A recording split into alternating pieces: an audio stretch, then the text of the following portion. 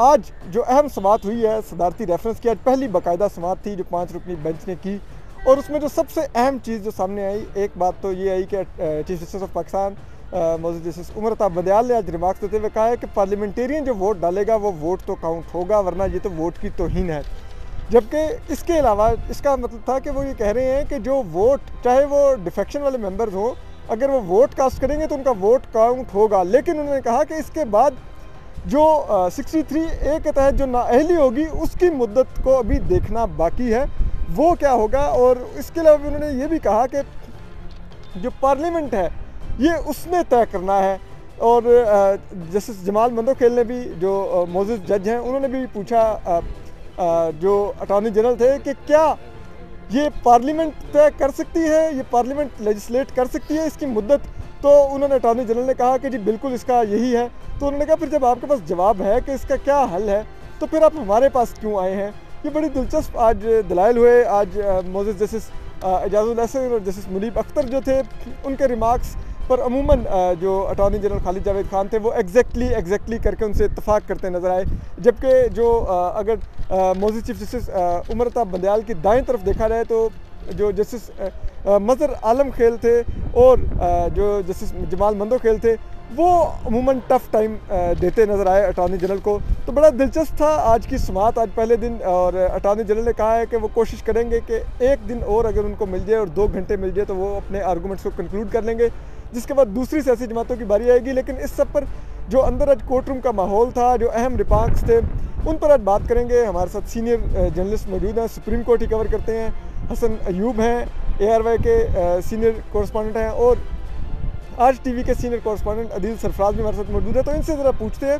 जी हसन, आप आज थे कोर्ट रूम में, और आपको क्या आज आपकी नज़र में इस, अगर मैं हेयरिंग के ये जो 2 घंटे थे इसका क्रक्स पूछूं तो आपकी नज़र में कौन से अहम रिमार्क्स थे जो आपको लगा ये केस की आज के दिन तक सिमत तयन करते नज़र आए?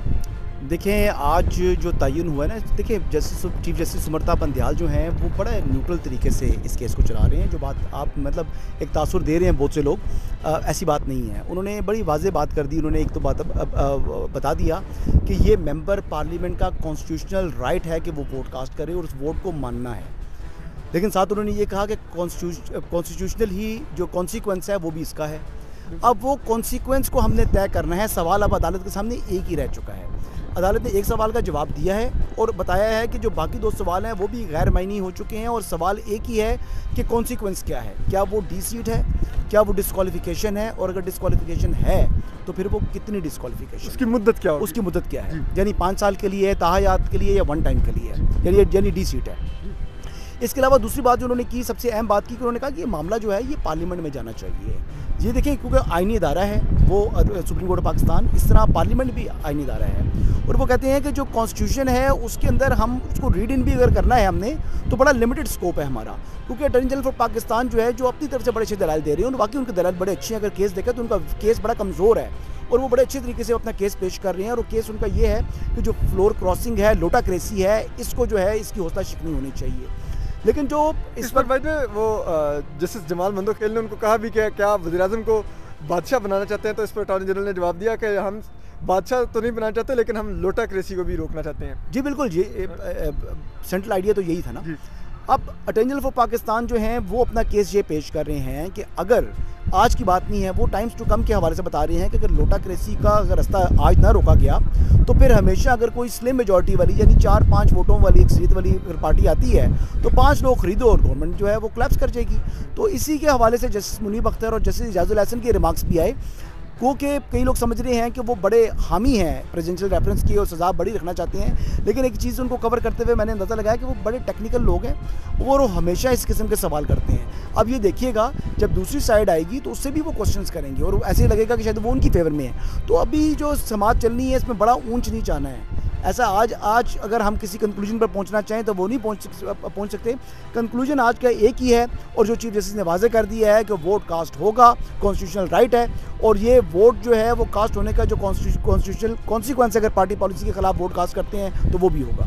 बिल्कुल, आपने बिल्कुल हसन ने बड़े बेहतर तरीके से वजाहत की है कि एक चीज़ तो क्लियर होगी कि वोट तो काउंट होगा, यानी कि एक सवाल का जवाब मिल गया। दूसरे का रह गया कि वो मुद्दत क्या होगी, उसके कॉन्सिक्वेंसेस की, जो अगर डिस्क्वालीफाई होना है या उसी वक्त सिर्फ डी सीट होना है, वो क्या है, ये अभी तय होना बाकी है। ये 55 पर वो बात कर रहे थे। अच्छा आदिल, आप भी थे कमरा अदालत में, आपने भी देखी तमाम हेयरिंग, नोट्स भी लिए। आपकी नज़र में अगर मैं पूछूं कि आज की जो क्रक्स क्या था, आपको क्या लगा, आपको किस सिमत में जाती हुई नज़र आई आज के दिन तक, कम से कम ये सब? मुझे तो विन विन सिचुएशन दोनों जानब लग रही है। कुछ चीज़ें जो हैं वो उनकी शायद फेवर में जा रही हैं गवर्नमेंट की, बिलखसूस जो लोटाक्रेसी की बात अभी हसन भाई ने भी की है। यहाँ पर जस्टिस मुनीब अख्तर और जस्टिस इजाज़ुल एहसन ने बड़ी वाज़ेह लाइन ली है। उन्होंने, जस्टिस मुनीब अख्तर ने एक जगह पे लिखा है, कहा है कि if you are committed to a party then you are committed to a party, you can't have it both ways. और उन्होंने ये भी कहा है कि one got to be toeing a party line, अगर वो पार्टी का बंदा है तो उसको पार्टी लाइन से हटकर नहीं जाना चाहिए, ना जाना होगा। आइन और कानून यही कहता है, जो उनकी अब तक की अंडरस्टैंडिंग है। मज़ीद भी अभी इसमें पढ़ेंगे, जैसे हसन भाई ने कहा कि दीगर वकला भी हैं। रज़ा रब्बानी को चीफ जस्टिस ने कहा कि हम अमाइकस बनाते हैं, ताम वो ख़ुद आगे वो भी अब अपने यहाँ पे आर्गूमेंट्स देंगे। उनके आर्गूमेंट्स बड़े मैटर करेंगे इस पर्टिकुलर केस के अंदर, क्योंकि वो वकील भी नहीं है लेकिन एक सीनियर पार्लियामेंटेरियन के तौर पर। देखना ये है अब, क्योंकि 2 जजेस जो आज उनकी जानिब से फ़ॉरेन जो पार्लियामेंट्स हैं, इंग्लैंड, बरतानिया, अमेरिका, उनका जिक्र किया गया कि वहाँ पर भी जो एक नैरो किस्म की आप कह सकते हैं मुख्तसर होती है उनकी मेजॉरिटी, और वहाँ पर भी गवर्नमेंट्स जो हैं वो अपना काम कर रही हैं, रन कर रही हैं। वहाँ पर इस तरह के मसाइल नहीं आते, और यही वजह है वहाँ पर इस तरह के मसाइल नहीं आते। यहाँ पर 63A के हवाले से चीफ जस्टिस ने कहा है कि अभी हम लोग इतने ज़्यादा शायद मैच्योर नहीं हैं, इस वजह से इस तरह की प्रोविजंस हमारे आइन में दी गई हैं, जैसे कि 63A है। अभी क्वेश्चन ज़्यादा उठाए गए हैं, कोई ऑब्जर्वेशन एज सच आप उनको नहीं कह सकते कि उन्होंने ऑब्जर्वेशन दी है कि ये होने जा रहा है। अभी मैटर करेगा, दीगर भी वकला हैं, उनके आर्ग्यूमेंट्स भी। और यहाँ पर एक और इम्पॉर्टेंट चीज़ है, जो PTI के वकील हैं, अभी अटॉर्नी जनरल तो हुकूमत की तरफ से आ रहे हैं, PTI के वकील अली ज़फ़र, वो क्या यहाँ पर आर्ग्यूमेंट्स अपने रिटर्न वहाँ पर जमा करवाते हैं, और उसके बाद जो अपोजिशन की जमातें हैं वो किस साइड पे लेके जाती हैं। जहाँ तक बात है नाअहली की, नाअहली के ऊपर अभी ये सवाल उठ रहा है, और ये भी अभी सर्टन नहीं है कि नाअहली होगी, क्योंकि यहाँ पर डी सीट होने की बात की है। जमाल खान मंदोखेल साहब ने आर्टिकल 55 का भी उन्होंने हवाला दिया, और बार बार वो एक ही बात, बल्कि एक जगह उनका उनके साथ मुख्तसर मुकालमा भी हुआ अटॉर्नी जनरल के साथ। उन्होंने उनसे कहा है कि आप 95 आर्टिकल जो है 95 उसको पढ़ें, तो जिस पर उन्होंने कहा कि अभी मैं पढ़ चुका हूँ। उन्होंने कहा कि आप इसको बार बार पढ़ें, हमें समझ आएगा। तो उन्होंने कहा आप अगर 63A बार बार पढ़ें तो वो भी आपको समझ आ जाएगा, इस तरह की यहाँ पर। लेकिन बहरहाल हमें ये लग रहा है कि अब जस्टिस मज़हर आलम मियां खेल भी, वो भी ये जो बात है ना इसकी डी सीट होने की, उस बात को बार बार उन्होंने भी किया है। और डिस्क्वालिफिकेशन के ऊपर एज सच अभी तक जजेस ने अपना माइंड डिस्क्लोज़ नहीं किया, और उसके ऊपर अभी एज सच इतने क्वेश्चंस आए भी नहीं है। अटॉर्नी जनरल भी अब कल होपफुली उसके ऊपर अपना आर्ग्यूमेंट करेंगे और उसको बिल्ड आज सिर्फ डिफेक्शन की हद तक रहा कि पार्टी मेंबर को डिफेक्शन करनी चाहिए या नहीं, 63A की रूह उस पर में कहते हैं आज ज़्यादातर उस। बिल्कुल, और आज की ये मेन चीज़, अब हसन भाई ने असल खबर आपको दे दी है कि वोट डलेगा, और वो जो है ना एक बात यहाँ पर हो रही थी। और यहाँ पर एक सवाल भी आज जमाल खान मंदोखेल, डलेगा तो काउंट नहीं होगा, पहले PTI के लोग कह रहे हैं। नहीं, असल खबर ये नहीं है। पर आप अगर पकड़ लें, ये जो है फ़ोन पकड़े यहाँ पर, हाँ। और मैं खबर इनको देता हूँ। अच्छा, खबर आज की ये है कि पाकिस्तान तहरीक इंसाफ को एक ब्रीथिंग स्पेस मिली है। क्या मिली है?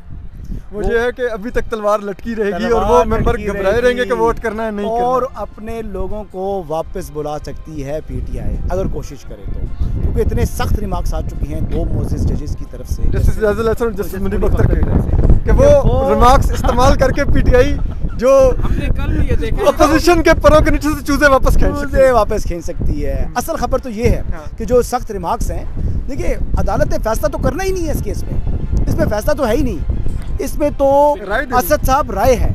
वैसे ये आपको मैं हसन भाई आपसे इत्तफाक करते हुए, ये वैसा ही अमल है जो सलाउद्दीन अहमद ने अपने आर्टिकल में लिखा कि 14 दिन सेनेट में हेयरिंग होती रही, एंड में राय ना दी, लेकिन 14 दिन ऐसा माहौल पैदा किया गया कि उसका फ़ायदा PTI उठा ले, जो वो ना उठा सकी। यूसुफ रज़ा गिलानी फिर भी मुंतखब हो गए, लेकिन अब भी कुछ वैसे ही मौका मिल रहा है इस ब्रीथिंग स्पेस से। फ़ायदा नहीं होना वैसे, अब जो भी कर लेना, जहाँ पर हालात, आप ये कह रहे हैं सेनेट की तरह राय अभी भी नहीं मिलनी, लेकिन रिमार्क से फ़ायदा उठा ले तो उठा राय अब आई डोंट नो कि ये मैटर दोबारा पार्लियामेंट को भी भेज सकती है अदालत, क्योंकि अदालत खुद कह रही है कि हमारा काम नहीं है ये। जो राय हमसे मांग रहे हैं ये बेसिकली लेजिस्लेटर का काम है और बेसिकली है भी उन्हीं का काम। और ये तो इतनी मेचोरिटी तो हमारे पार्लियामेंट फंक्शनल है तो उसमें इतनी मेचोरिटी होनी चाहिए कि वो इस किस्म के आइन में कम से कम तरमीम करनी हो। तो यही बात है ना, अब इमरान खान साहब बैठते नहीं है लोगों के साथ।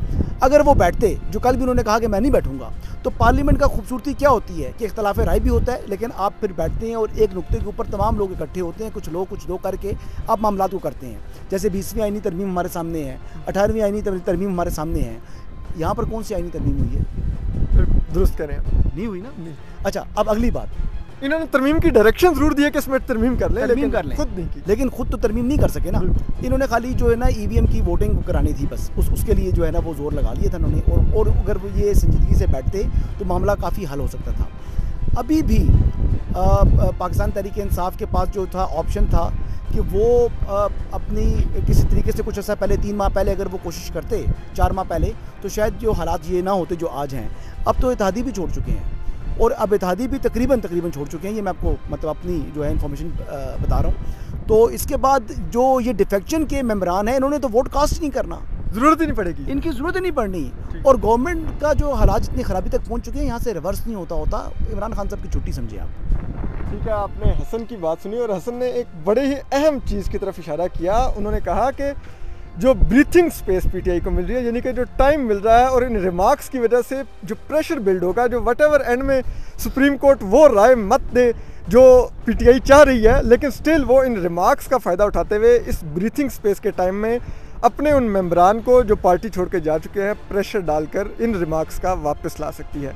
ये आज की जो हेयरिंग की रीडिंग थी हसन की, जो बड़ी ही दिलचस्प और मतलब मेरे लिए तो बड़ी, जिसे कहते हैं ना, मेक सेंस टू मी।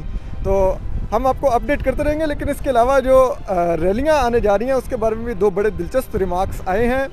जो जस्टिस मज़हर आलम मियाँ खेल थे, उन्होंने कहा कि ये बड़ा अफसोसनाक था कि पीटीआई की टाइगर फोर्स डंडे लेके रंग लगाकर बैठी हुई थी, और उनके साथ बैठे हुए जस्टिस जमाल मंदोखेल ने कहा कि जेयूआई फे को भी चाहिए कि वो अपने डंडे तेल से निकाल लें। YouTube पर गूगली न्यूज देखने के लिए youtube.com की सर्च बार में गूगली न्यूज टीवी टाइप करें। गूगली न्यूज के पेज पर सुर्ख रंग के सब्सक्रिप्शन वाले बटन पर क्लिक करना ना भूलिए। YouTube पेज पर अपलोड होने वाली वीडियोस से बाखबर रहने के लिए बेल आइकन पर क्लिक कीजिए। आपको हर नई वीडियो के बारे में नोटिफिकेशन मौसूल हो जाएगा।